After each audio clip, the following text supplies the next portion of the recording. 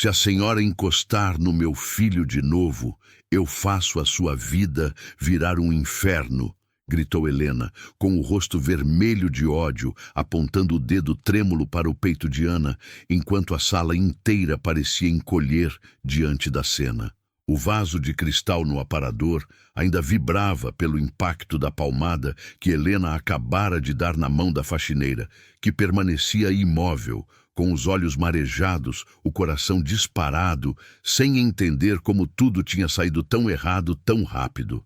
O menino, encolhido atrás do sofá, tapando os ouvidos com força, balançava o corpo para frente e para trás, murmurando algo incompreensível, tentando se afastar do barulho, da tensão, do cheiro de perfume caro, misturado com o odor de produto de limpeza que ainda impregnava o ar.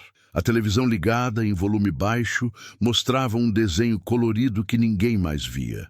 O som distante de buzinas da avenida lá embaixo contrastava com o silêncio tenso dentro do apartamento de cobertura. Eu não encostei nele para machucar, dona Helena. Eu só... Começou Ana, com a voz embargada, sentindo a garganta arranhar como se estivesse cheia de areia, mas foi imediatamente cortada pelo berro ríspido da patroa. Cala a boca! Eu vi você puxando o braço dele. Você pensa que porque ele não fala, ninguém vai defender? Você pensa que pobre pode fazer o que quiser aqui dentro? A cada palavra, Helena se aproximava mais, o salto fino ecoando impiedoso no piso frio de mármore bege.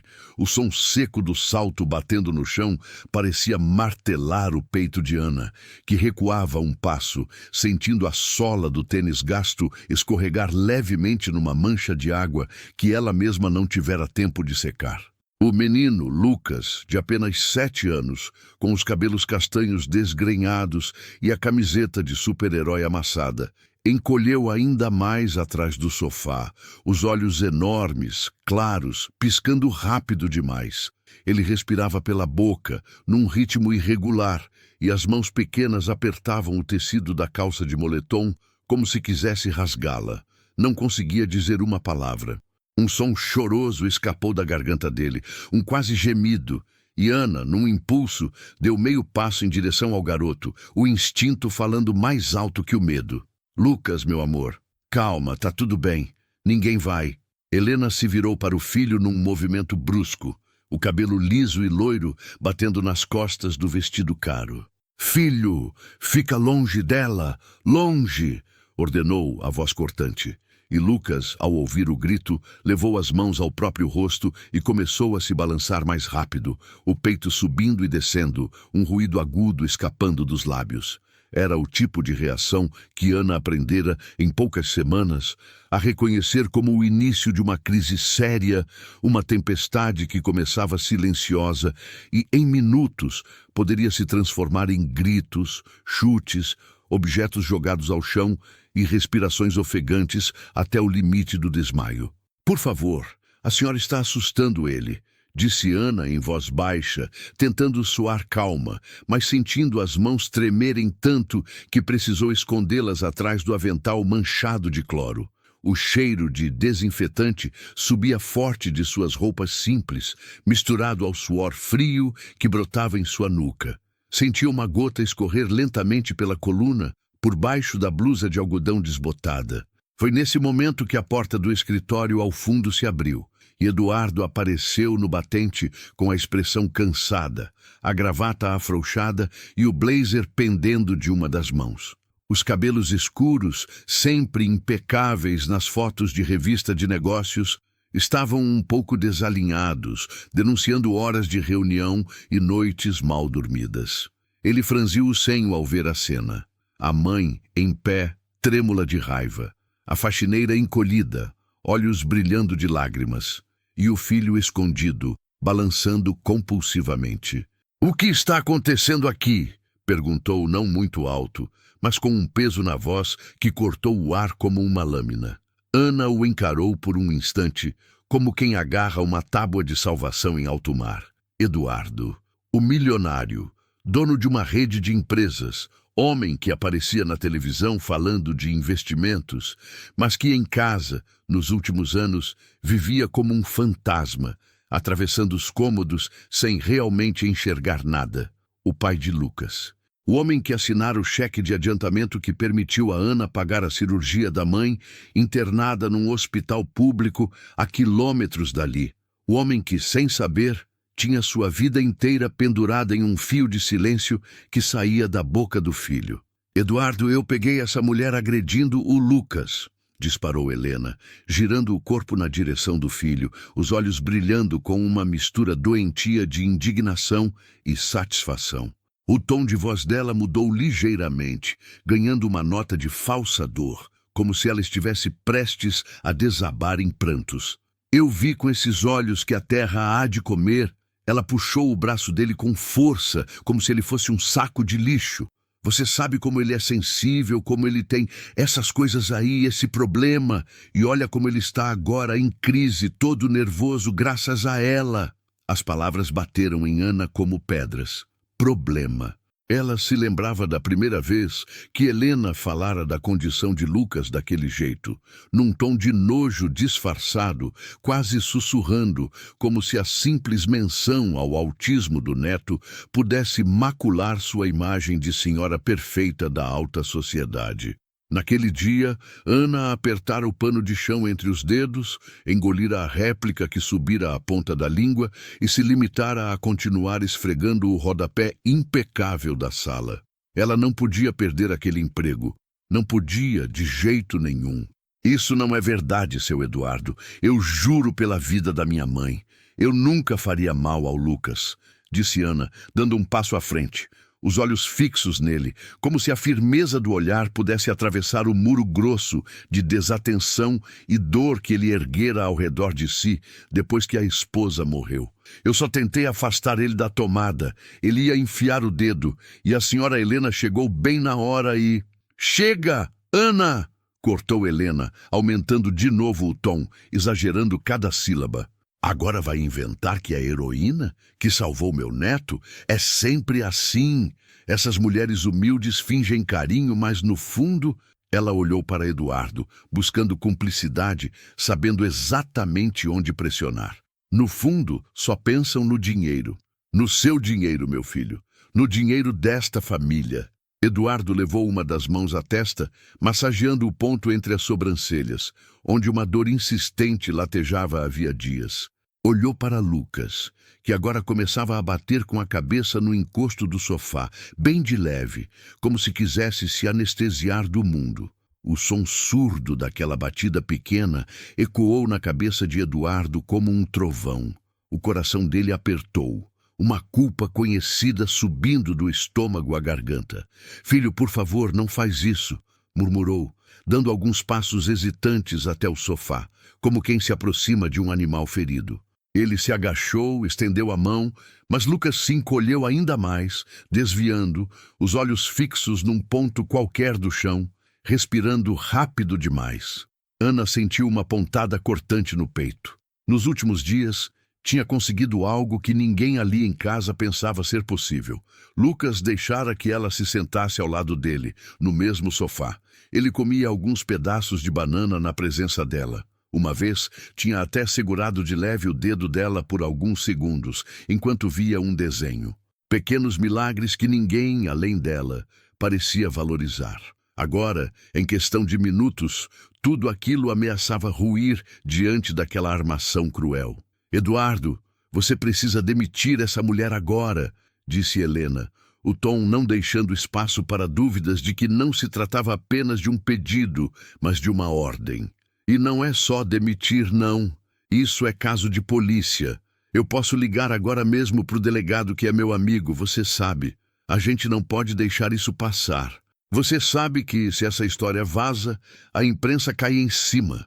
Filho autista do empresário Eduardo Vasconcelos é agredido por funcionária dentro da própria cobertura.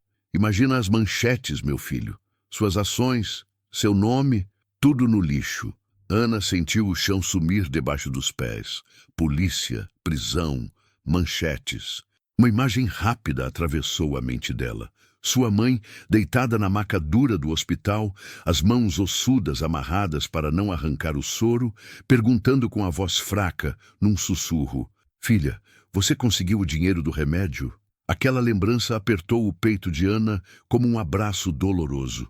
Ela respirou fundo, sentindo o cheiro metálico da própria ansiedade, um gosto amargo subindo pela boca. Seu Eduardo, por favor, disse ela, dando mais um passo, ignorando o olhar assassino de Helena. O senhor sabe que eu nunca faria mal ao Lucas.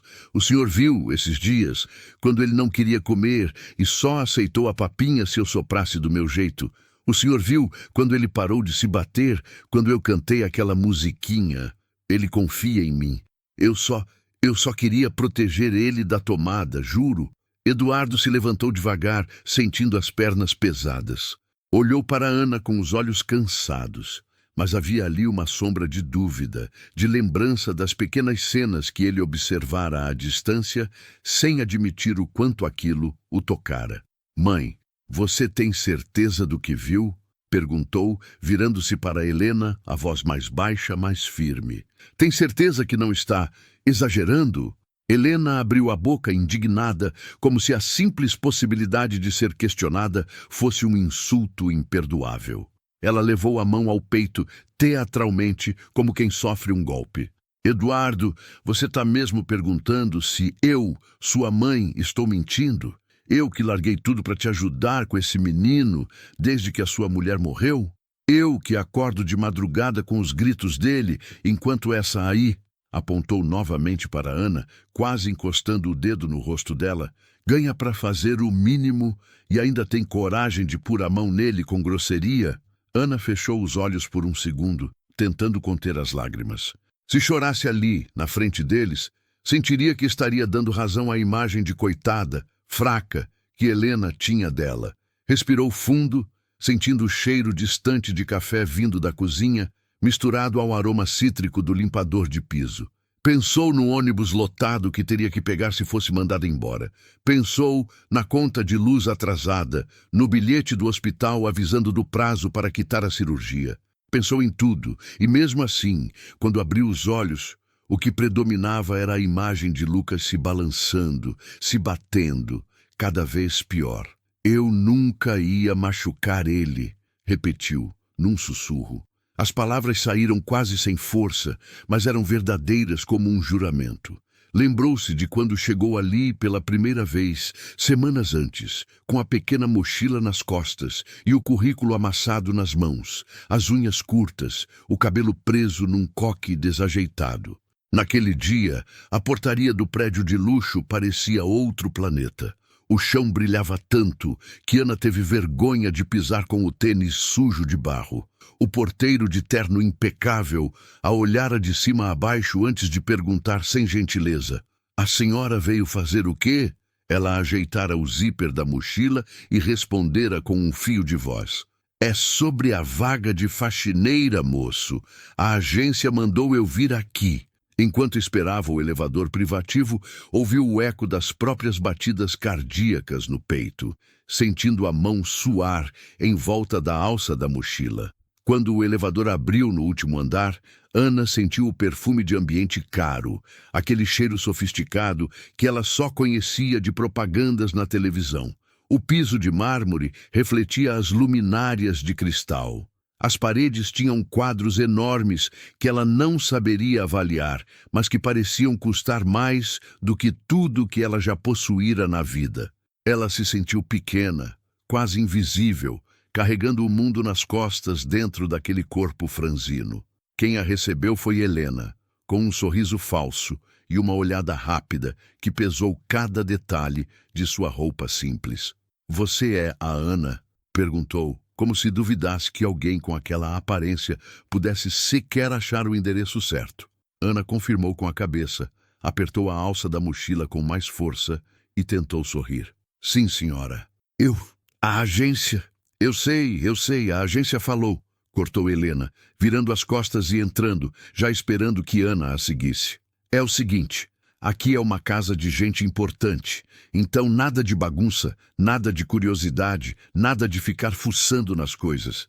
Você vem, limpa, faz seu trabalho, não enche o saco e vai embora, entendido? As palavras caíram como pedras, mas Ana apenas assentiu, engolindo o orgulho. Sim, senhora. Eu só preciso mesmo é trabalhar. Enquanto Helena mostrava os cômodos, falando rápido e apontando tudo com um dedo magro e bem cuidado, Ana tentava memorizar cada detalhe. O armário da lavanderia, o lugar dos produtos de limpeza, o cuidado com as taças de cristal. E o mais importante, disse Helena, parando em frente a uma porta branca com um adesivo discreto de planetas. Aqui é o quarto do Lucas, meu neto. Ele tem umas coisas, uns problemas. Não gosta de barulho, não gosta que entrem aqui de qualquer jeito. Seu trabalho é não incomodar. Se você precisar entrar, entra devagar, não fala com ele. Ele não fala mesmo, fica lá no mundinho dele. O jeito frio como Helena falava do próprio neto apertou o peito de Ana. Ele não fala? Arriscou perguntar. A curiosidade misturada a uma compaixão instintiva. Helena revirou os olhos. Autismo, dizem. Eu acho que é frescura da geração de vocês, esses diagnósticos cheios de nome. No meu tempo era criança difícil e pronto. Mas enfim, o pai dele, ela suspirou numa mistura de orgulho e impaciência. É o Eduardo. Você sabe quem é, né? Empresário, aparece na TV, essas coisas. Desde que a esposa dele morreu naquele acidente horrível, ele virou um zumbi, vive trancado naquele escritório. Então, quem manda aqui no dia a dia sou eu. E o que eu digo é lei. Entendeu? Ana assentiu de novo. Entendi, dona Helena. Naquela tarde, enquanto esfregava o banheiro social, o som de um choro diferente chegou aos ouvidos de Ana. Não era um choro forte, barulhento. Era como um lamento preso, um som abafado que vinha do corredor. Ela largou a escova dentro do balde, secou as mãos na calça e espiou pela porta entreaberta. No fim do corredor, a porta branca com planetas estava fechada, mas o choro vinha claramente de lá, um som repetitivo, doído.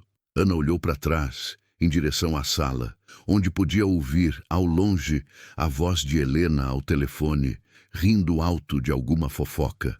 Olhou de novo para a porta branca. O coração bateu mais forte. Não incomoda, não fala com ele, não entra de qualquer jeito, ecoou a voz de Helena na cabeça dela.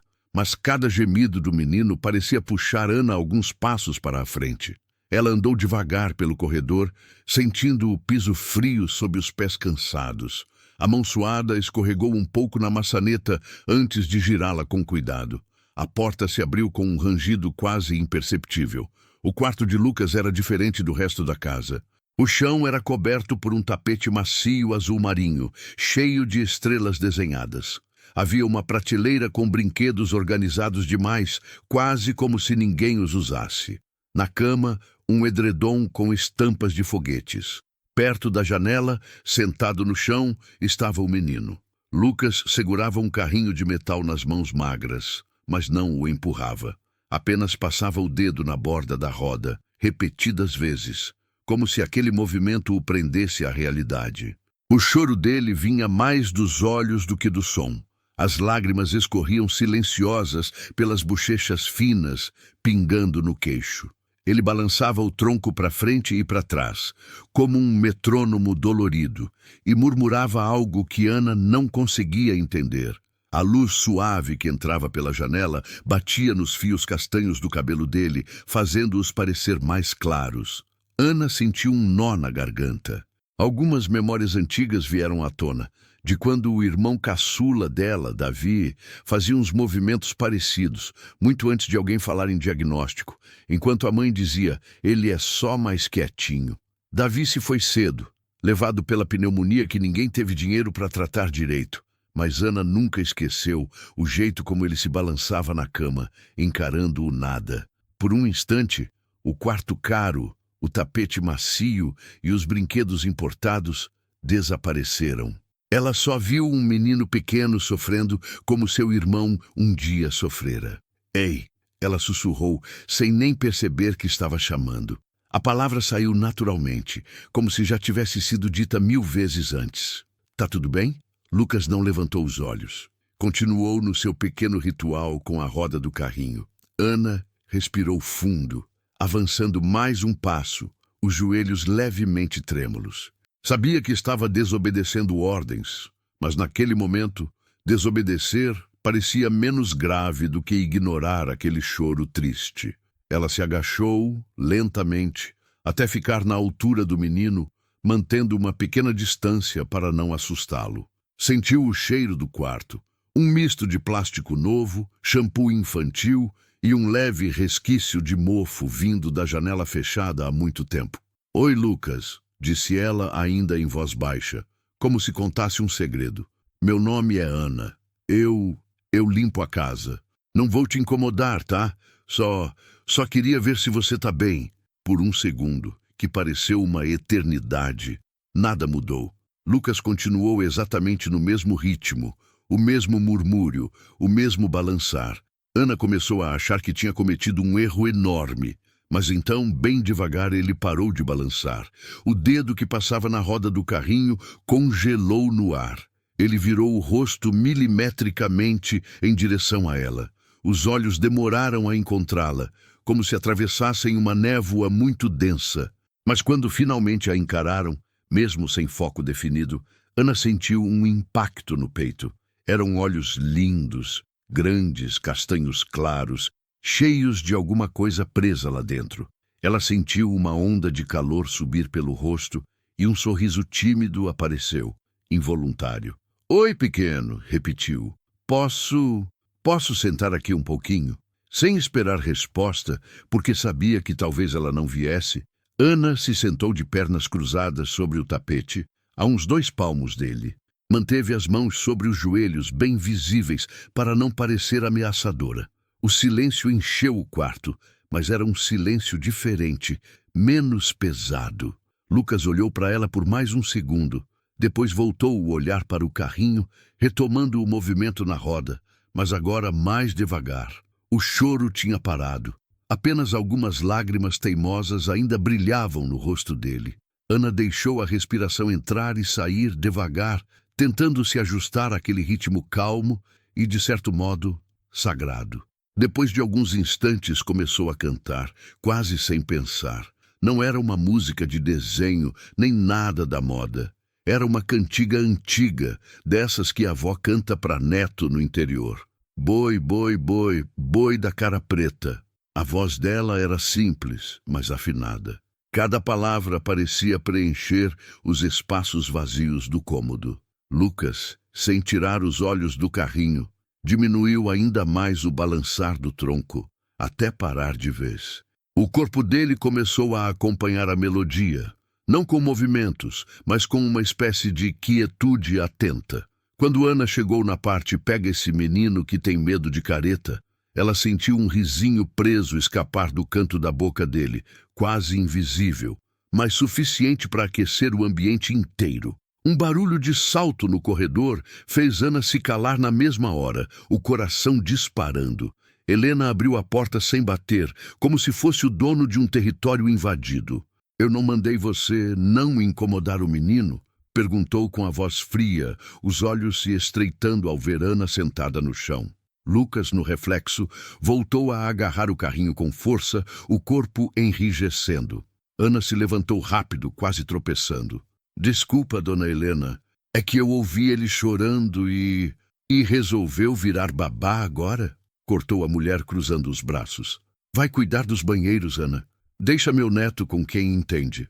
Mas ainda antes de sair, com Helena já virando as costas, Ana viu, pelo canto do olho, Lucas olhando para ela de novo. Não era um olhar de pânico, nem de total distanciamento. Era um olhar que dizia, de algum jeito torto, "Você esteve aqui, e eu percebi." Os dias que se seguiram foram um emaranhado de cheiros, sons e pequenos milagres silenciosos.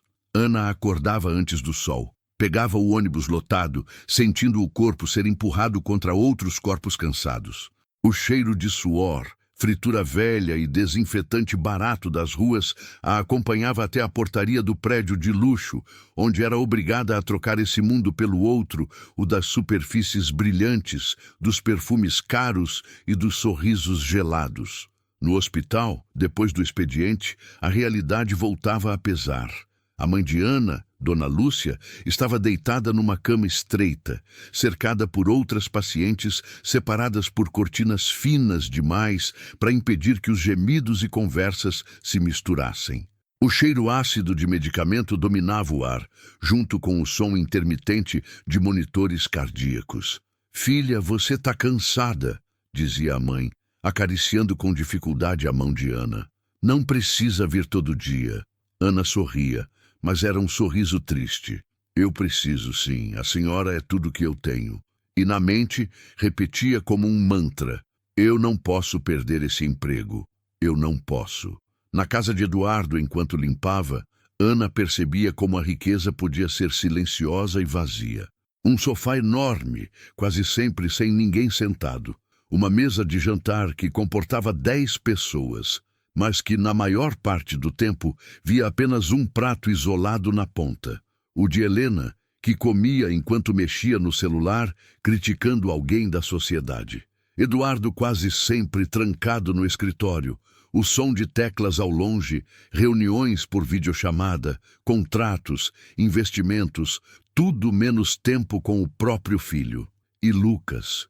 Lucas vagava por aquele universo como um astronauta perdido. Às vezes, Ana o via caminhando descalço pelo corredor, as mãos flutuando num gesto que lembrava um nado estranho no ar, os olhos fixos numa rachadura invisível no teto. Outras vezes, o encontrava sentado na beira da cama, alinhando carrinhos em uma fileira perfeita, vermelho, azul, verde, amarelo, repetindo a sequência sem se cansar. Se algo saía do lugar, uma almofada caída, um quadro levemente torto, o garoto estremecia, como se o mundo estivesse ruindo. Ao contrário de Helena, que suspirava e dizia: "Lá vai ele de novo com essas manias", Ana sentia uma vontade profunda de entender aquele universo silencioso. Começou a perceber padrões. Lucas não gostava de luz forte, franzia os olhos e colocava a mão na frente do rosto quando Helena abria todas as cortinas de uma vez, dizendo que a casa tinha que entrar no sol. Ele tapava os ouvidos quando algum eletrodoméstico fazia barulho demais, se retraía se alguém falava alto perto dele. Mas quando a televisão passava um desenho específico, com um personagem de capa vermelha, ele se aproximava devagar da tela, os olhos brilhando de um jeito diferente. Ana se pegava sorrindo dessas pequenas descobertas enquanto esfregava o chão. Era como montar um quebra-cabeça invisível, que ninguém ali parecia paciente o suficiente para tentar. À noite, no celular velho com a tela quebrada, pesquisava sobre autismo usando o Wi-Fi emprestado da vizinha. Lia tudo que conseguia, mesmo cansada, mesmo com os olhos ardendo. Evitar gritos, respeitar rotinas, criar um ambiente previsível, falar com calma, frases simples. Cada dica se encaixava com algo que tinha visto em Lucas nos últimos dias. Certa manhã, bem cedo, Ana chegou um pouco antes do horário. O céu ainda estava cinza, ameaçando chover. No caminho, tinha sentido o cheiro de terra molhada, anunciando a tempestade que vinha. As mãos doíam do frio, apesar da primavera. Subiu no elevador com o uniforme limpo, o cabelo preso, o coração acelerado. Quando entrou na cobertura, percebeu um silêncio estranho. Helena não estava na sala. O som vindo da cozinha era apenas o tic-tac do relógio. De repente, ouviu um choro agudo vindo do quarto de Lucas. Um choro diferente do da primeira vez, mais desesperado, com intervalos de respiração ofegante. O instinto falou mais alto. Largou a bolsa na área de serviço e correu pelo corredor, os tênis rangendo levemente no mármore. A porta do quarto estava entreaberta. Ela empurrou com cuidado e viu a cena. Lucas no chão, deitado de lado, chutando o ar, as mãos puxando o próprio cabelo, o rosto vermelho, os olhos espremidos. Do lado da cama, jogado, estava um tablet com a tela quebrada. Ana sentiu o peito apertar. Sabia, pelas coisas que havia lido, que aquilo era uma crise sensorial forte, talvez desencadeada por algo aparentemente pequeno. Deu 2 passos para dentro, abaixando-se um pouco, tentando falar com calma. "Lucas, hey, respira, meu amor. Tá tudo bem, eu tô aqui." A voz dela era suave, mas firme. O menino, porém, parecia perdido demais no próprio tornado interno para ouvir. Ele bateu com o calcanhar no chão, produzindo um som seco, forte. O corpo inteiro tremia. Ana lembrou-se de algo que tinha lido. Não forçar contato físico, mas estar presente. Oferecer uma espécie de abrigo verbal e visual. Ela se sentou no chão perto dele, mas sem tocar. Eu sei que tá difícil agora. Tá barulhento aqui dentro, né? Falou com palavras simples, como se tivesse certeza de que ele a entendia. A cabeça parece que vai explodir, eu sei. Mas olha para mim, Lucas. Só um pouquinho. Eu tô aqui. A Ana tá aqui. Ela começou a cantar de novo a musiquinha do Boi da Cara Preta, mas dessa vez bem mais suave, quase como um sopro. A melodia criou um fio no ar, um caminho entre ela e o menino. Aos poucos, o choro dele foi mudando de tom, os chutes ficando menos violentos. Ele ainda soluçava, mas já não parecia se machucar tanto. Depois de alguns minutos eternos, Lucas virou o rosto em direção a ela. Os olhos ainda estavam marejados, mas havia no fundo um brilho de reconhecimento. Ana, com o coração disparado, arriscou estender a mão, bem devagar, deixando-a parada a alguns centímetros dele, sem encostar. Tá vendo? Minha mão tá aqui. Se você quiser, você segura. Se não quiser, tudo bem também. Eu fico aqui só cantando. Por alguns segundos, nada aconteceu.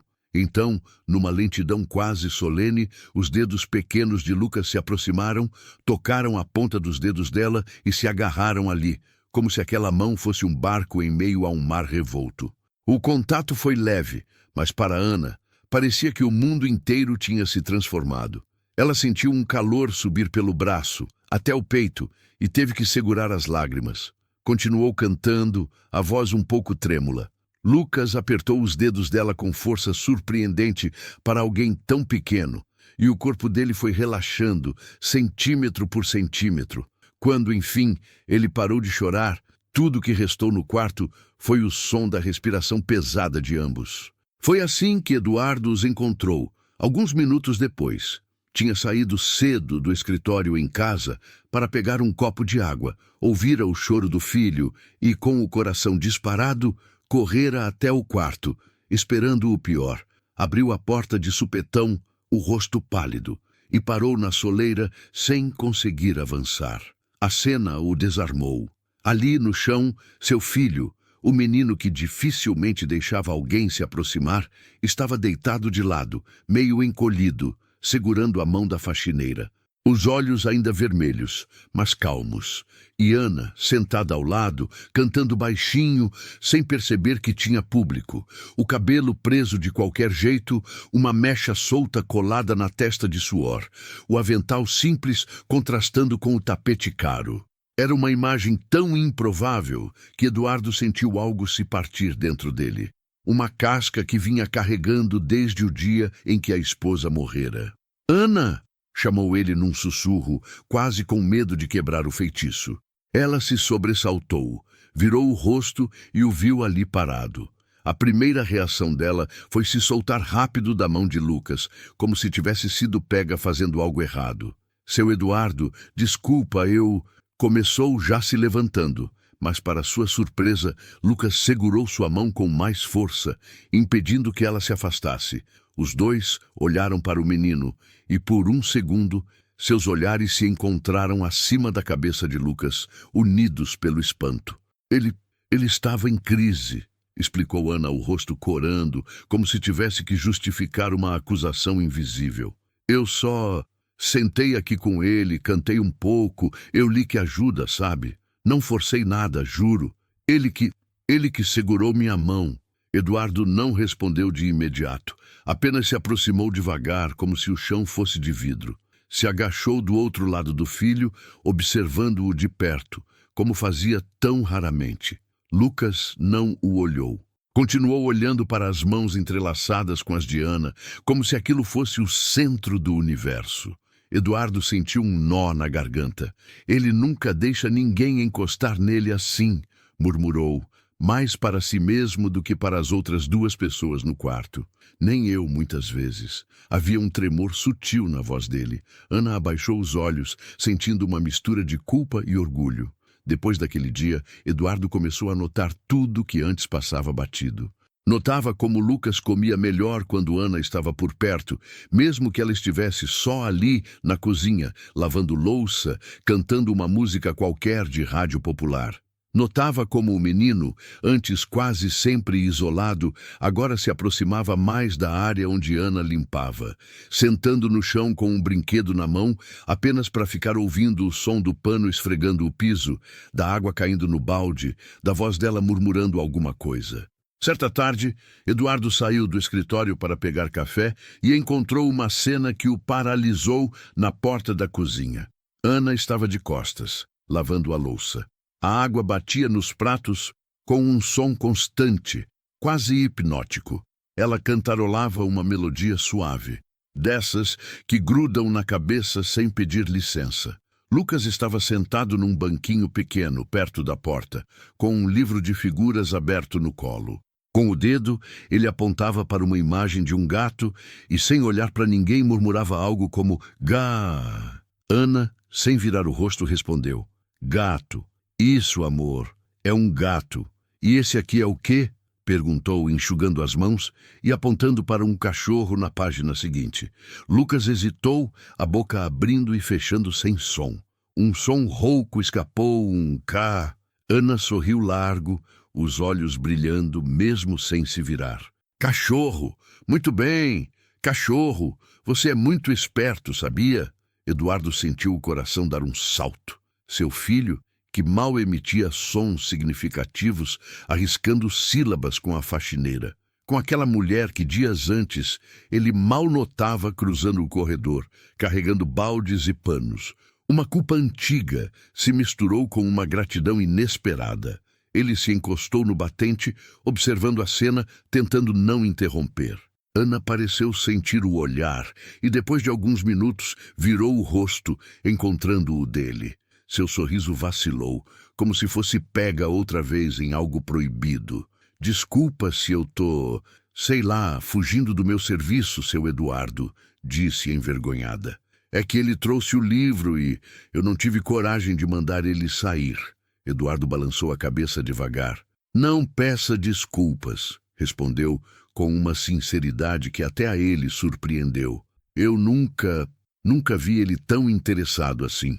Ele olhou para o filho, que agora batia o dedo no cachorro do livro, murmurando de novo "cá", com um brilho diferente nos olhos. As interações entre os três começaram a ficar mais frequentes, embora sempre no pano de fundo de uma casa regida por Helena. A avó, no entanto, não via com bons olhos aquela aproximação.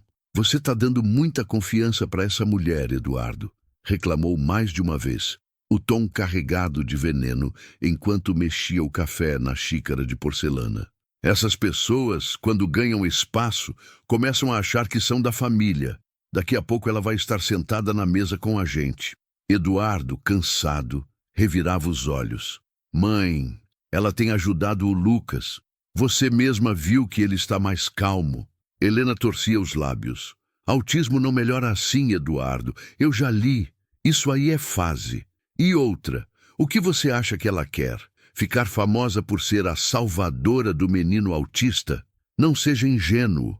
Mas por mais que tentasse plantar sementes de desconfiança, a realidade do dia a dia era teimosa. Uma noite, uma tempestade forte caiu sobre a cidade. O vento fazia as janelas tremerem, a chuva batia com força no vidro, relâmpagos cortavam o céu como veias de luz. Helena odiava tempestades, mas não tanto quanto Lucas.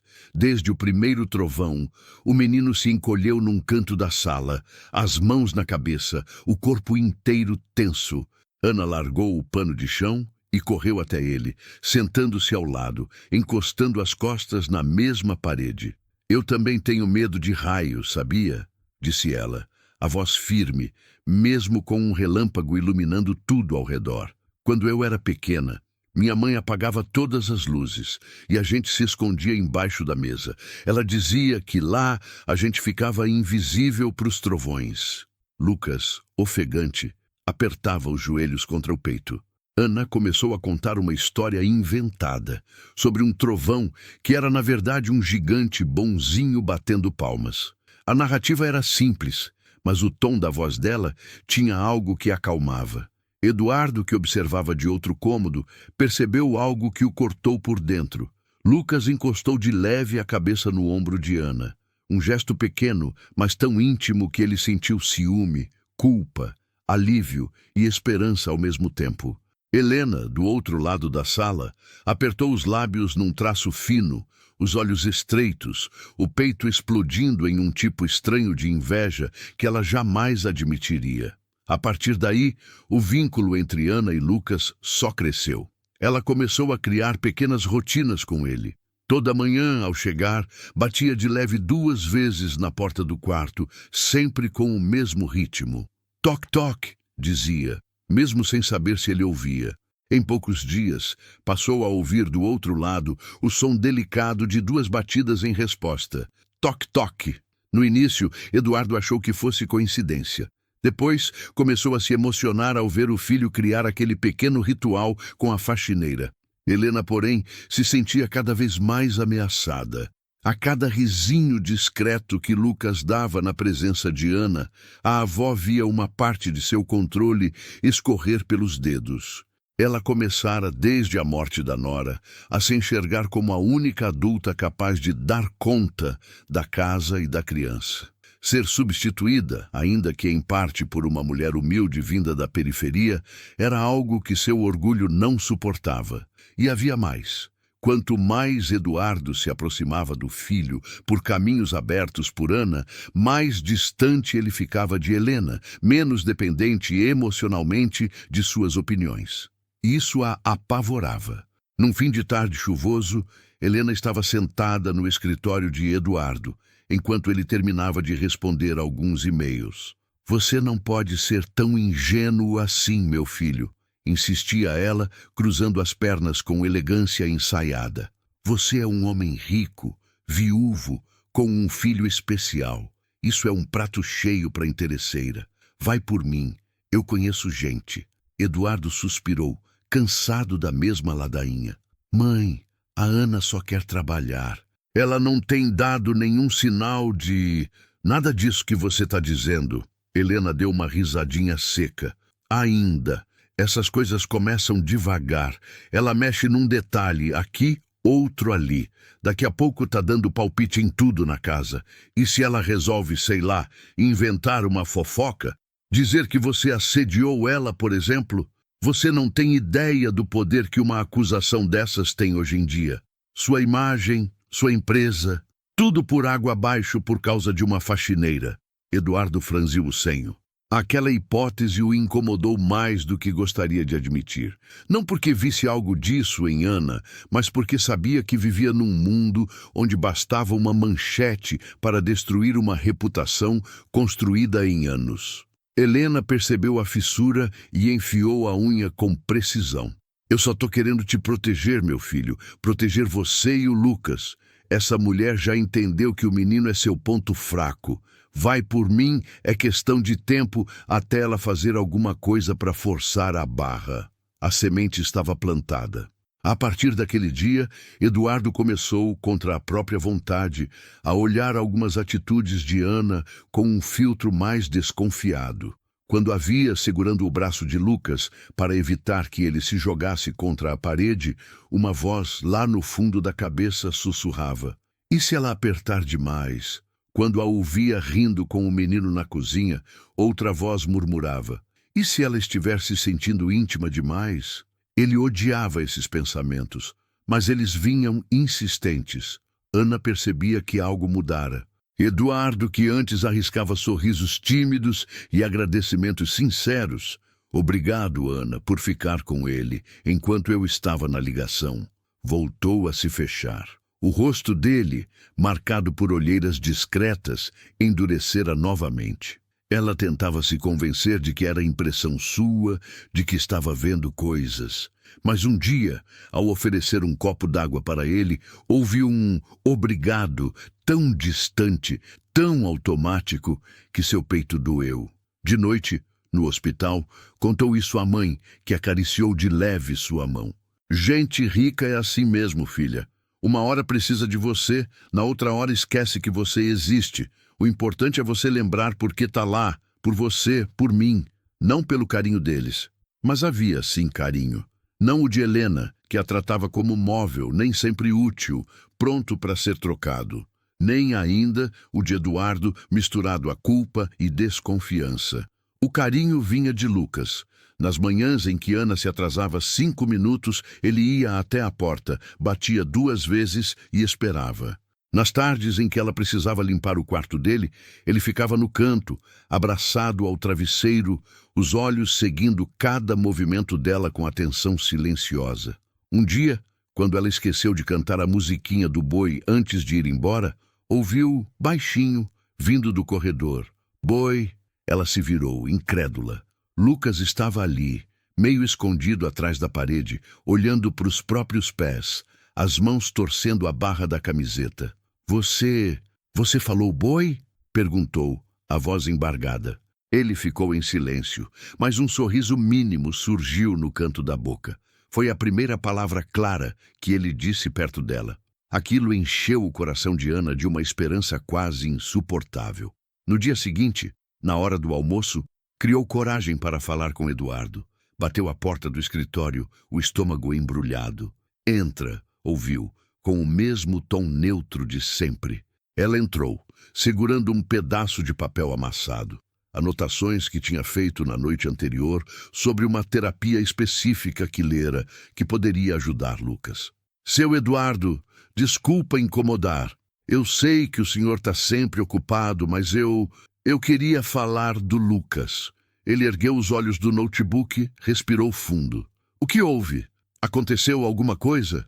Ela balançou a cabeça. Não é nada ruim, graças a Deus. É que ontem ele falou uma palavrinha comigo. Ele repetiu boy.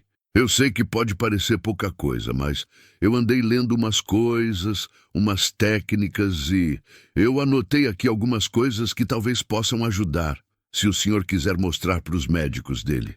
Ela estendeu o papel, as mãos trêmulas. Eduardo hesitou um instante, olhando para o papel como se fosse algo perigoso. Depois pegou, leu algumas linhas. Havia ali títulos estranhos de terapias, dicas de brincadeiras, ideias simples como usar cartões com figuras, criar um quadro de rotinas. Um tipo de dedicação que ele nunca tinha pedido, mas que ela fizera, por conta própria. Ele levantou o olhar, encontrando os olhos cansados, mas cheios de brilho, de Ana. Você se preocupa mesmo com ele, né? Perguntou, mais suave. Ana engoliu em seco. Ele é um menino bom, seu Eduardo. Só precisa de alguém que fale a língua dele. E eu tento. Sei que não sou ninguém. Não estudei nada disso, mas se eu puder ajudar... Eduardo sentiu um aperto na garganta. Por alguns segundos, pensou em contar para ela o quanto se sentia um fracasso como pai, como desde a morte da esposa, evitava ficar sozinho com Lucas por mais de alguns minutos, com medo de não saber o que fazer diante de um choro, de um silêncio longo demais.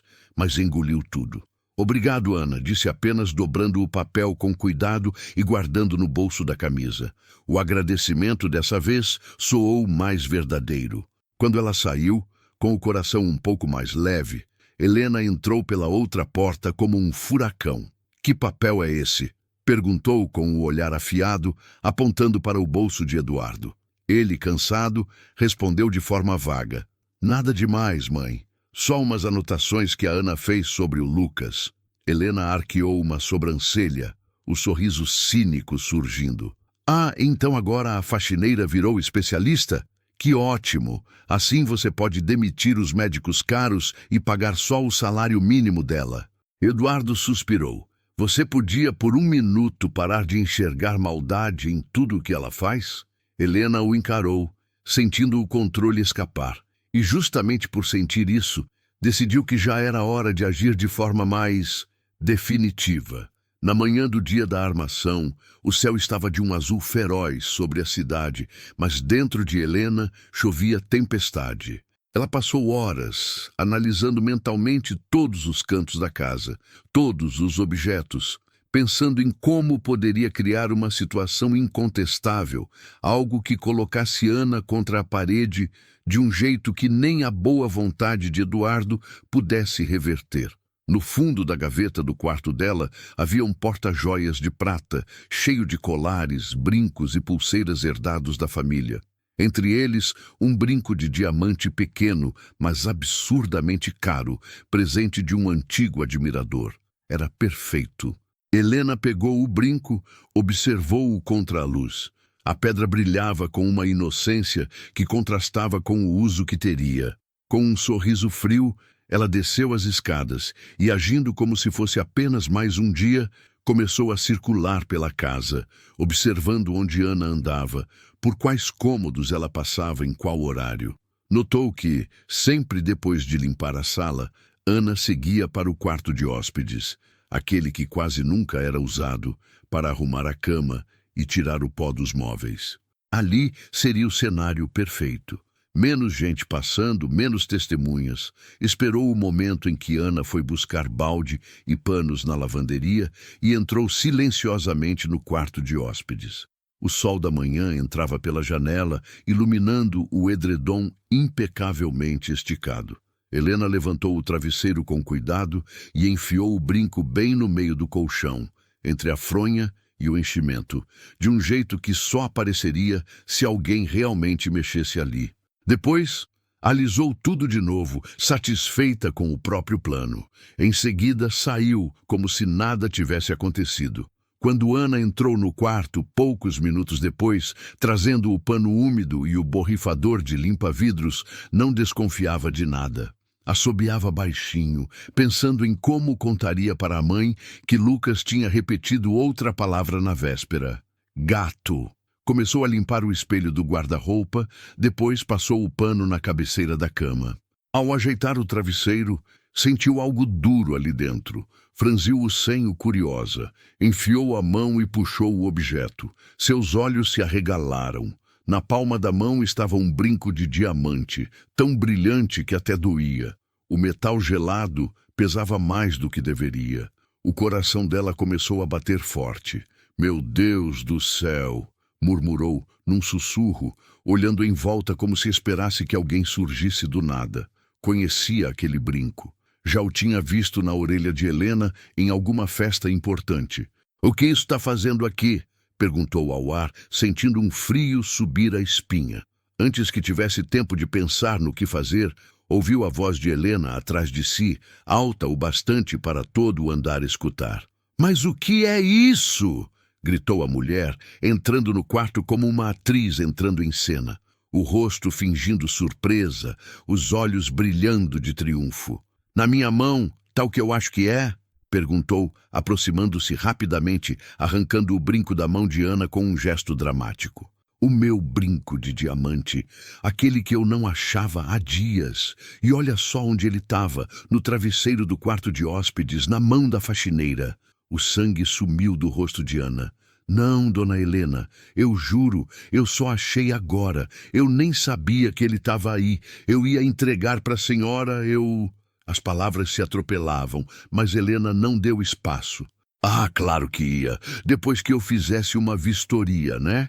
Você acha que eu nasci ontem, menina? Primeiro se faz de boazinha com o meu neto, ganha a confiança da casa, depois começa a roubar pelas beiradas. É sempre a mesma história." O barulho atraiu Eduardo, que chegou com expressão preocupada. "O que está acontecendo?" perguntou, entrando no quarto e vendo a mãe, Ana pálida, e o brilho da joia na mão de Helena. "Olha só, Eduardo", disse ela, mostrando o brinco como um troféu. "Adivinha quem eu peguei com isso na mão no quarto de hóspedes? E adivinha onde estava? Debaixo do travesseiro." Ela enfatizou cada palavra com um sorriso indignado. Ana sentiu as pernas fraquejarem. "Seu Eduardo, eu achei agora há pouco, quando fui arrumar a cama, eu juro. Eu não peguei isso, eu não roubei nada aqui. Eu nunca faria isso. O senhor pode olhar minhas coisas, minha bolsa, minha vida inteira. Eu não tenho nada que não seja meu. Eduardo olhou de Ana para o brinco, do brinco para Helena. Um silêncio pesado recaiu sobre o quarto. Lá fora, no corredor, Lucas observava tudo, parcialmente escondido, apertando forte nas mãos o carrinho preferido. Ana, esse brinco é realmente caro, e a minha mãe estava procurando há dias, disse Eduardo, a voz contida, mas claramente abalada. E como exatamente ele foi parar debaixo desse travesseiro? Ana sentiu um gosto de ferro na boca. Eu não sei explicar, seu Eduardo.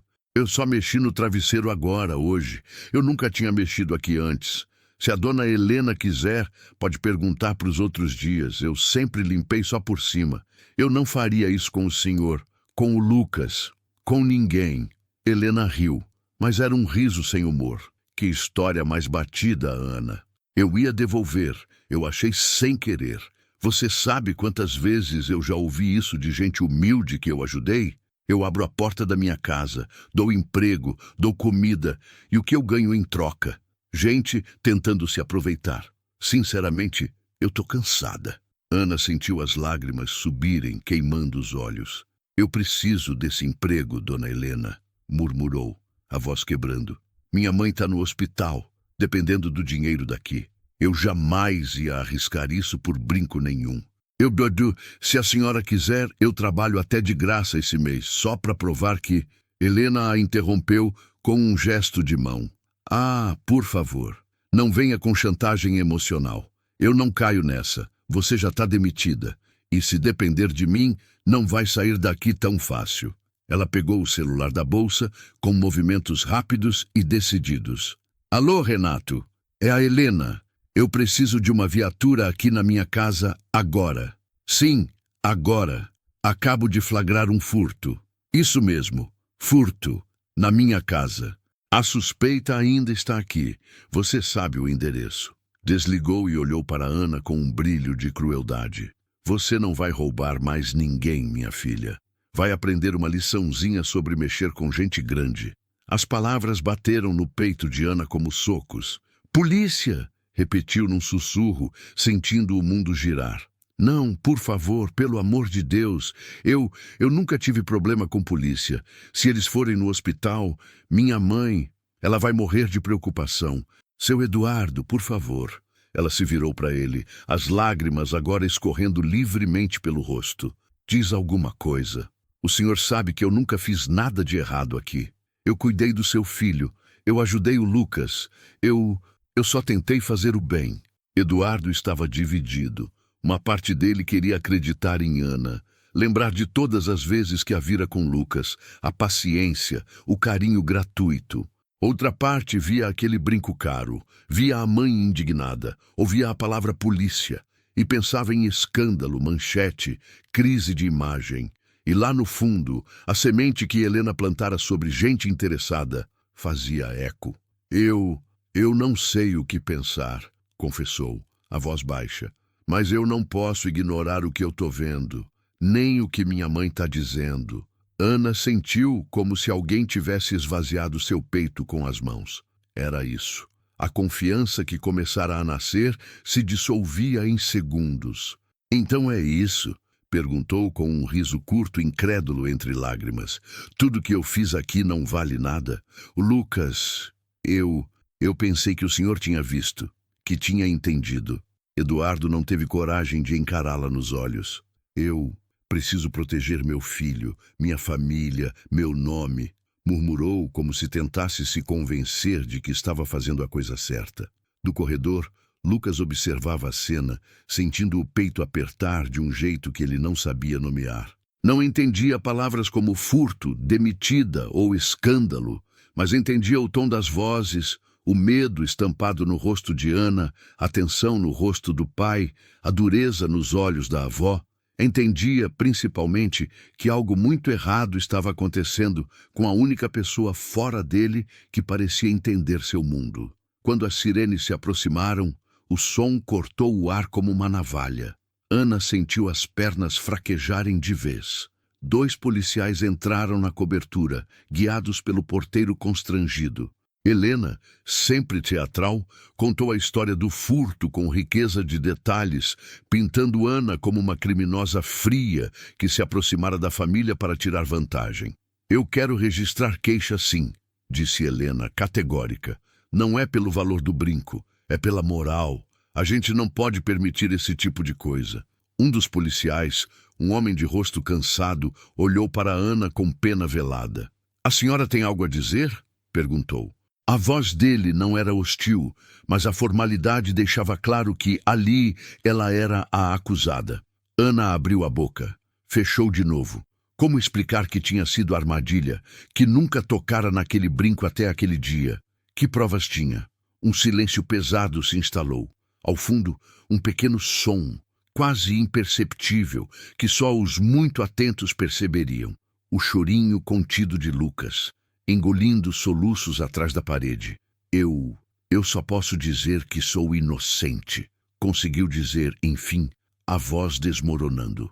Eu nunca roubei nada na minha vida, mas eu sei que eu sou só a faxineira. Eu sei que a palavra da senhora Helena vale mais que a minha. Então, respirou fundo, tentando se endireitar, mesmo com a vergonha queimando as bochechas. Se o senhor achar que tem que me levar, eu vou. Mas eu não fiz nada. Os policiais se entreolharam. Um deles, mais jovem, pareceu incomodado. A gente vai precisar que a senhora nos acompanhe até a delegacia para registrar tudo direitinho, explicou, o tom protocolar escondendo um desconforto real. Não é prisão, é condução, mas é melhor resolver lá. Ana assentiu, as mãos trêmulas. Posso só pegar minha bolsa? Perguntou, e ninguém a impediu.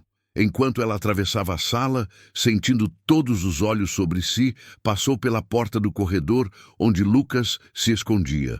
Por um segundo, seus olhares se cruzaram. Os olhos dele, enormes, molhados, pediam algo que ela não podia dar. Ela sorriu, mesmo com o rosto molhado de lágrimas, e sussurrou. Vai ficar tudo bem, meu amor. Não é culpa sua. Lucas estendeu a mão como se quisesse pegá-la. Mas o pai apareceu logo atrás, segurando o ombro dele. Filho, volta pro quarto, murmurou Eduardo, a voz falhando um pouco. O menino hesitou, mas recuou, o peito subindo e descendo rápido. Ana desceu no elevador escoltada, sentindo o peso de cada andar passando. Na portaria, alguns moradores curiosos olhavam de longe, cochichando. Do lado de fora, a rua parecia mais cinza do que nunca. As mãos dela tremiam tanto que mal conseguiu abrir a bolsa para pegar o documento. Dentro da viatura, o cheiro de plástico quente misturado a suor antigo a invadiu, trazendo lembranças de filmes policiais que ela via à noite na televisão da vizinha. Jamais tinha imaginado que um dia estaria ali, daquele lado. Na delegacia, o tempo se arrastou como se alguém tivesse colocado o mundo em câmera lenta. O chão gelado, as paredes descascadas, o ventilador de teto fazendo um barulho irritante enquanto girava preguiçoso. Ana respondeu às mesmas perguntas várias vezes, tentando manter a voz firme. Não, eu nunca peguei nada da casa. Sim, eu achei o brinco hoje. Não, eu não sei como ele foi parar lá. Seu depoimento era um fio frágil diante da narrativa bem articulada de Helena, apoiada pela hesitação culpada de Eduardo. Enquanto isso, na cobertura silenciosa, o vazio deixado por Ana começou a pesar. Nas horas seguintes, Lucas se desorganizou como um castelo de cartas derrubado por um sopro. Batia a cabeça na parede, chorava mais, recusava comida. Helena suspirava, irritada. Viu o que eu falei? Essa mulher só fazia mal. Ele tá assim porque tá mimado, sentindo falta de atenção errada. Logo ele se acostuma, mas não se acostumava. À noite, Eduardo tentou repetir a rotina da pequena música na hora de dormir, mas a voz dele falhava, não sabia a letra direito. Lucas chorava, o corpo tremendo, e se afastava do toque do pai, como se estivesse zangado com ele por algo que não conseguia dizer. Dias se passaram. A justiça lenta começava a moer a vida de Ana. Sem dinheiro, sem poder voltar logo para o trabalho, Seu salário foi cortado imediatamente. A conta do hospital se acumulava. Dona Lúcia, pálida na cama, apertava a mão da filha, tentando ser forte. A gente dá um jeito, menina. Deus está vendo. A verdade aparece. Mas à noite, quando achava que Ana tinha dormido, chorava baixinho, com medo de morrer sem ver a filha livre daquela injustiça. Lucas, por sua vez, silenciou de um jeito assustador. As poucas palavras que começara a arriscar desapareceram. Voltou a se balançar por horas, encarando um ponto fixo na parede. Não aceitava mais o livro de figuras, jogava o tablet no chão se alguém tentava aproximar. As refeições viraram um tormento, recusava quase tudo, vomitava o pouco que entrava, perdia peso visivelmente. Os médicos foram consultados. Regressão, disse um deles sério. Isso acontece quando há uma ruptura muito grande na rotina ou um trauma emocional forte. Eduardo sentiu um gelo descer pela espinha. Sabia, lá no fundo, qual tinha sido a ruptura. Certa noite, exausto, ele entrou no quarto de Lucas e o encontrou encolhido no canto, abraçado ao travesseiro, o olhar perdido. Sentou-se no chão, encostando as costas na mesma parede, como tinha visto Ana fazer tantas vezes. Ficaram em silêncio por alguns minutos, apenas respirando. De repente, do nada, Lucas murmurou algo quase inaudível. Eduardo achou que tinha ouvido errado. O que, filho? Lucas repetiu um pouco mais alto, o olhar ainda distante. Como se lutasse com o som na boca. Eduardo sentiu o coração disparar. Ana, arriscou, a voz falhando. Você tá falando, Ana? Dessa vez, o menino fechou os olhos com força, como se aquilo doesse, e gritou num surto de frustração. Na! Depois começou a se bater descontrolado. Foi a primeira vez que Eduardo chorou de verdade em muito tempo. Ali, sentado no chão do quarto do filho, ele finalmente entendeu, sem espaço para negar. A ausência de Ana não era apenas a saída de uma funcionária. Era um buraco enorme na vida de Lucas. Um buraco que ele ajudara a cavar ao concordar em silêncio com a armação da mãe. Dominado pela culpa, decidiu fazer algo que vinha evitando desde o início. Revisar as imagens das câmeras de segurança internas do apartamento. Havia mandado instalar discretamente algumas, por orientação de um consultor de segurança, mas raramente olhava os arquivos. Naquela madrugada, com a casa silenciosa, sentou-se diante do computador, acessou o sistema e começou a voltar às gravações do dia fatídico.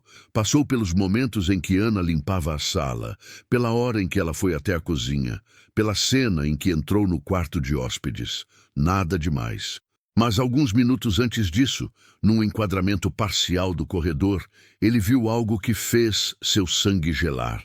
A câmera pegava um canto da porta do quarto de hóspedes.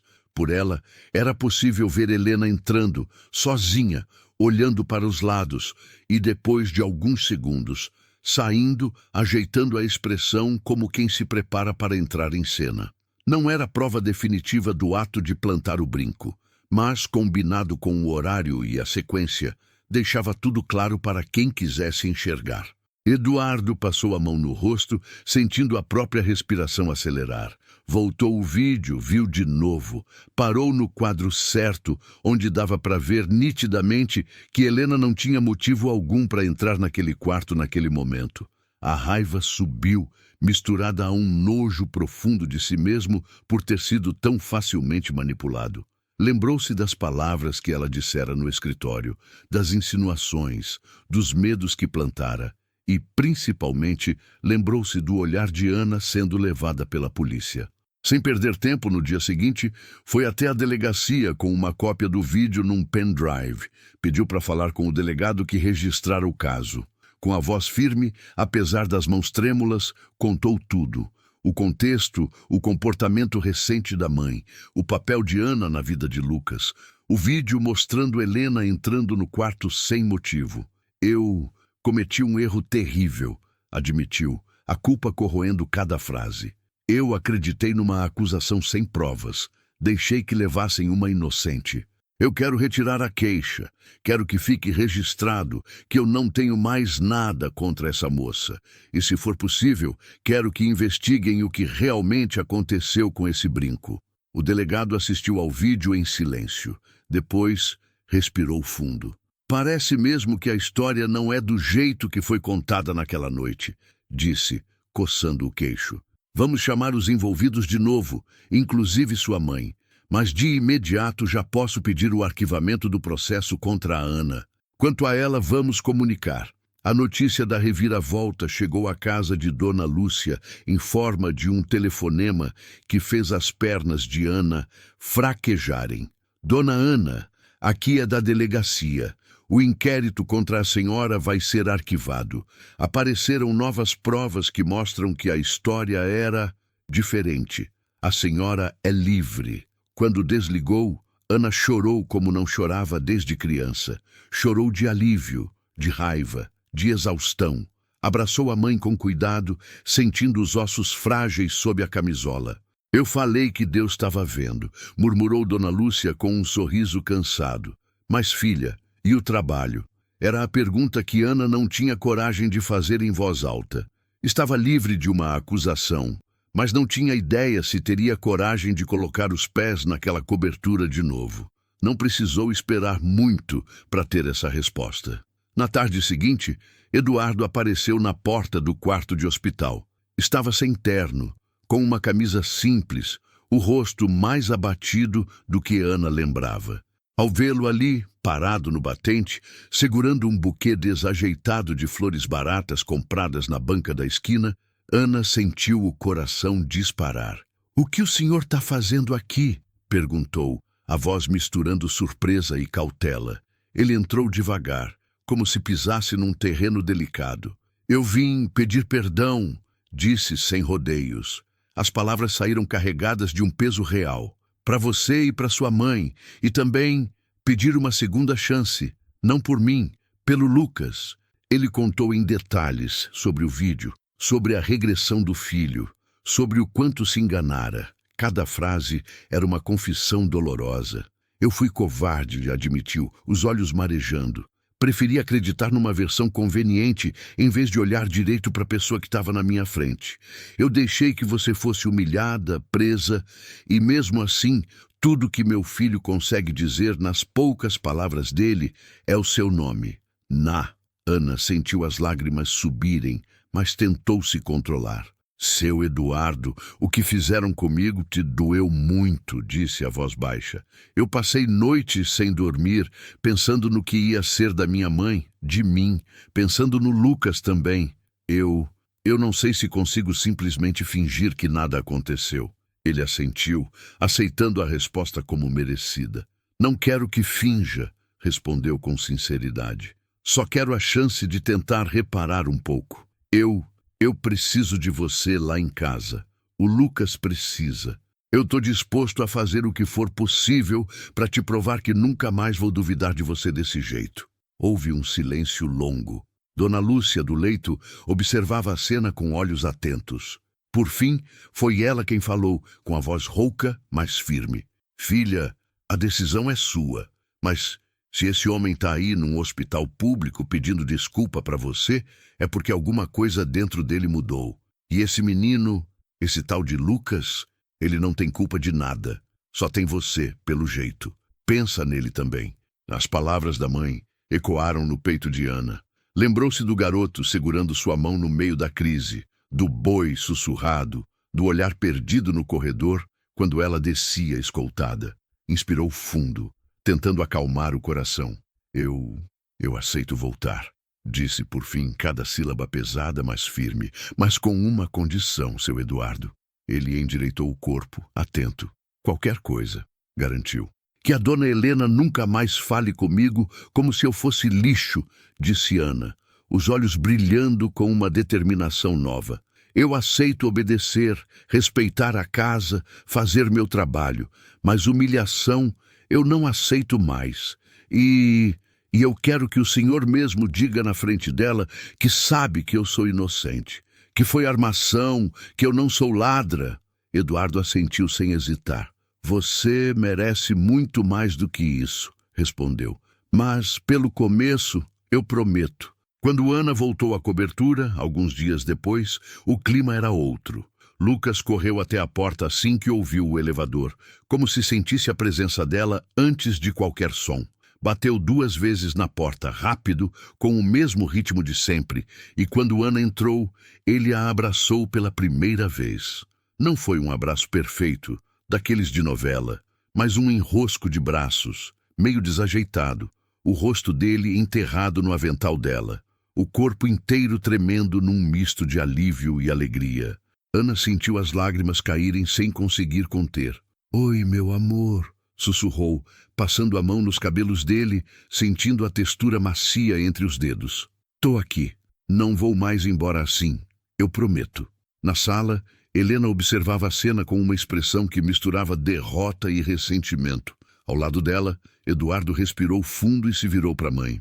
"Mãe, a gente precisa conversar", disse a voz firme.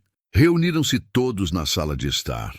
Helena, sentada rígida na poltrona, Ana em pé ao lado do sofá, ainda emocionada pelo reencontro. Eduardo, de frente para a mãe, e no canto, Lucas, segurando um carrinho, atento ao clima, mesmo sem entender todas as palavras. Eduardo ligou a televisão, conectou o pendrive e colocou o vídeo para rodar. A imagem granulada apareceu, mostrando Helena entrando no quarto de hóspede sozinha, minutos antes de Ana. O silêncio na sala era tão espesso que dava para ouvir o tic-tac do relógio de parede. "Você consegue me explicar isso, mãe?" perguntou, sem levantar a voz, mas com uma dureza nova nos olhos. Helena empalideceu. "Que vídeo mais tendencioso é esse, Eduardo?" tentou desdenhar. "Eu entrei para arrumar uma coisa, talvez... Não me lembro. Você vai mesmo dar mais valor a uma gravação do que a palavra da sua mãe? Não é uma gravação. É a prova de que você entrou naquele quarto antes da Ana, sem motivo, e logo depois achou o brinco com ela."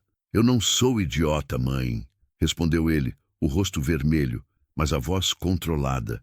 "Você armou tudo para incriminar uma mulher inocente, para tirar da vida do meu filho a única pessoa que estava realmente conseguindo alcançá-lo. Você quase destruiu a nossa família por puro ciúme e controle."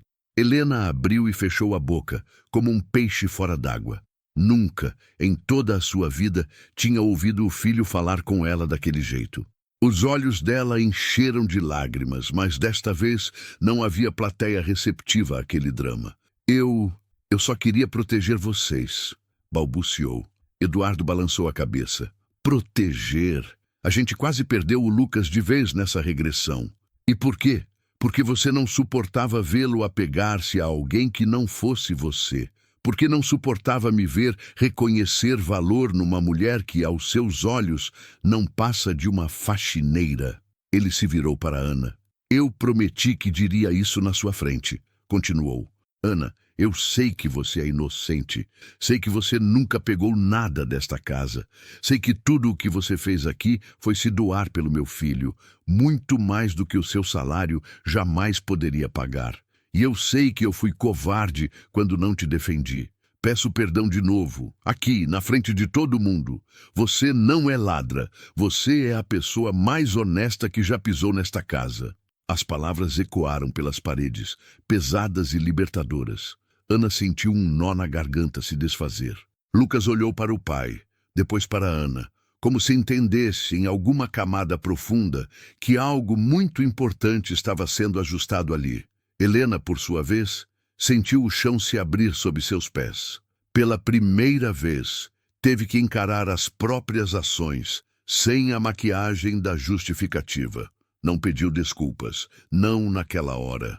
Apenas abaixou a cabeça, os olhos marejados, engolindo um orgulho ferido que, talvez, um dia a fizesse repensar suas atitudes.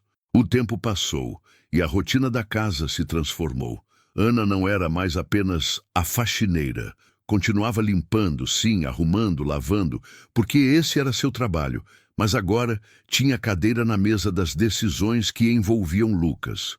Participava das reuniões com os terapeutas, dava sugestões, contava como ele reagia em casa. Passou a receber um salário melhor, condizente com a importância de seu papel. Eduardo criou um contrato formal, garantindo todos os direitos, e acrescentou um bônus especial, chamando aquilo, sorrindo de leve, de cláusula de gratidão. A relação entre Ana e Eduardo, aos poucos, ganhou novos contornos. O respeito e a admiração cresceram junto com o tempo que passaram juntos, lutando pelo bem-estar de Lucas. Ele começou a perguntar sobre a vida dela, além do hospital e do trabalho. Descobriu que ela gostava de desenhar nas horas vagas, que tinha sonho de estudar algo ligado à educação infantil, mas nunca tivera oportunidade. Ela, por sua vez, passou a enxergar nele não apenas o homem rico e distraído que cruzava o corredor, mas alguém quebrado pela dor, que tentara, à sua maneira, proteger o que amava e falhara feio, mas teve coragem de reconhecer e corrigir. Numa tarde ensolarada, meses depois, estavam os três na varanda da cobertura, algo impensável no início da história. Ana desenhava com giz de cera numa folha branca, sentada no chão ao lado de Lucas. "Aqui é você", disse, colorindo um bonequinho com camiseta azul. "Aqui sou eu", desenhou outra figura de avental. "E aqui é seu pai", completou com um boneco de gravata torta. Lucas, concentrado, pegou o giz vermelho e desenhou algo que parecia um coração enorme envolvendo os três bonecos. Ele não disse nada, mas não precisava. Ana sentiu as lágrimas subirem, mas sorriu. Eduardo, encostado na grade, observava a cena com um calor bom no peito. Aquele menino que antes se escondia de todos, agora ria, repetia palavras, tentava frases curtas. "Ná vem!" ele dizia às vezes, puxando a barra do avental. "Papai, olha!" chamava, mostrando algum desenho. Ainda havia crises, claro, dias difíceis, noites sem dormir. O autismo não desaparecera, não era um problema a ser resolvido, mas uma forma diferente de estar no mundo que eles estavam aprendendo a respeitar e acolher. Numa dessas tardes, quando Lucas correu para abraçar Ana sem aviso, Eduardo se aproximou e com a voz baixa perguntou: "Você já pensou em ficar ainda mais oficialmente na nossa vida?" Ela franziu o senho, sem entender. Ele respirou fundo, o coração disparado como na primeira vez que fechara um grande contrato. Só que, agora, o risco parecia muito mais pessoal. Não só como funcionária, como parte da família. "Eu sei que é cedo, que é muita coisa, que tem tudo o que aconteceu, mas eu me apaixonei por você, Ana, pelo seu coração, pela forma como você vê o meu filho, como você vê o mundo. Eu não sei como você se sente, mas eu precisava dizer." Ana sentiu o ar faltar por um instante. Olhou para Lucas, que agora rabiscava despreocupado, alheio à conversa. Lembrou-se da primeira vez que subira naquele elevador, com o currículo amassado, morrendo de medo de não ser boa o bastante nem para limpar o chão.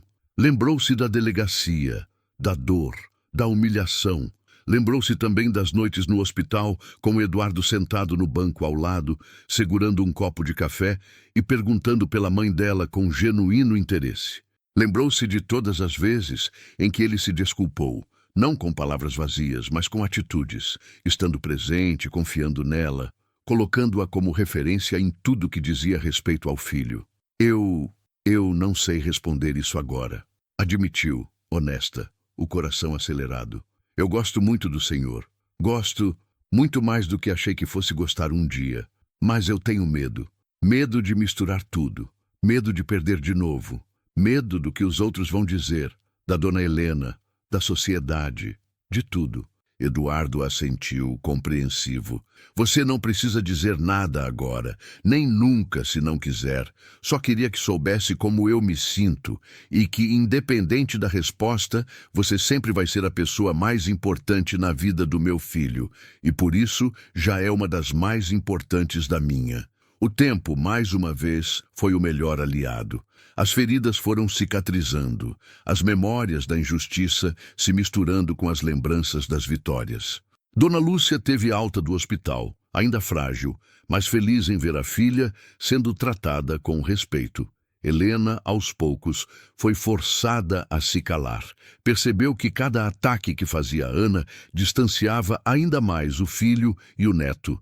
Numa manhã qualquer, num raro momento de humildade, encontrou Ana sozinha na cozinha e, sem olhar diretamente nos olhos dela, murmurou: "Eu exagerei, fiz mal, não sei pedir desculpa direito, nunca soube. Mas eu vejo como o Lucas é com você e só... não quero atrapalhar mais." Foi o mais perto de um pedido de perdão que conseguiu chegar. Para Ana, foi o suficiente para, pelo menos, colocar um ponto final na guerra aberta.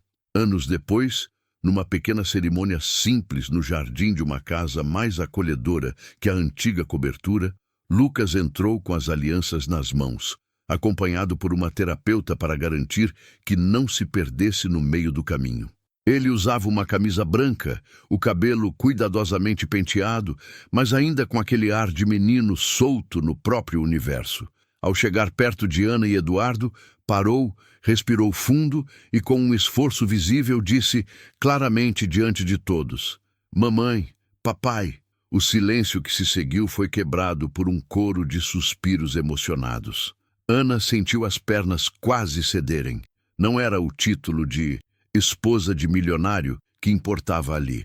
Era ouvir aquele menino, que um dia se escondera de todos menos dela, escolher, com as poucas palavras que tinha, dar-lhe o lugar que ela jamais ousara reivindicar. Eduardo, com os olhos marejados, segurou a mão dos dois, formando um pequeno círculo. "Foi você que ensinou a gente a ser família, Lucas", disse, a voz embargada. "Primeiro escolhendo a Ana quando ninguém mais te alcançava. Depois, obrigando a gente a enxergar a verdade mesmo quando doía." Naquele momento, olhando para os dois, Ana soube, com a certeza serena de quem passou pelo fundo do poço e voltou, que tudo aquilo, a humilhação, a injustiça, o medo, a fome de dignidade, tinha-a conduzido até ali, até o abraço do menino que um dia só aceitava sua mão em meio a uma crise, até o olhar do homem que um dia a enxergara apenas como faxineira, mas agora a tinha como parceira, até a vida nova em que não era mais apenas a mulher que limpava o chão brilhante, mas a voz firme que dizia todos os dias para o filho autista do milionário, para o marido ainda em processo de cura, para a sogra orgulhosa, para a própria mãe e principalmente para si mesma: "Eu não sou o que fizeram comigo, sou o que eu escolhi ser quando ninguém olhava."